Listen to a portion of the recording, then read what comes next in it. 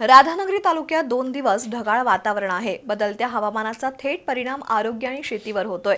शेती पिकांवर रोगाचा प्रादुर्भाव होतोय तर दुसऱ्या बाजूला रुग्णांच्या संख्येत वाढ होतीये। एकाच वेळी दुहेरी संकट आल्यानं चिंता वाढली आहे। निसर्गातील बदलांचे दुष्परिणाम शेतीवर प्रकर्षाने जाणवत आहेत। राधानगरी तालुक्यातील ऊस आणि भात ही प्रमुख पिकं घेतली जातात।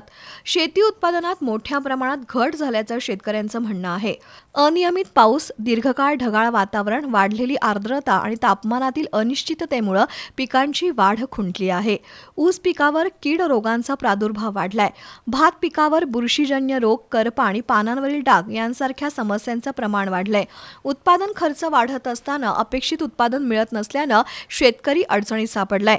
मजूर टंचाईमुळे शेतकरी अडचणीत आलाय। लागवड, खुरपणी, कापणी यांसारख्या कामांसाठी मजूर मिळणं कठीण झालंय।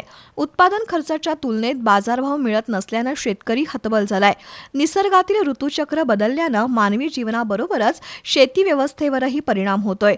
पिकांवरील वाढते रोग, उत्पादनातील घट, मजूर टंचाई आणि बाजारातील अनिश्चितता या सर्वांचा एकत्रित फटका शेतकऱ्यांना बसत आहे। एकीकडे रोगराई, दुसरीकडे खर्च आणि उत्पन्नातील तफावत यातून कसं सावरायचं असा प्रश्न शेतकऱ्यांना पडलाय। तज्ज्ञांच्या मते बदलत्या हवामानाला अनुरूप पीक व्यवस्थापन, रोगप्रतिबंधक उपाय करण्याची आवश्यकता आहे।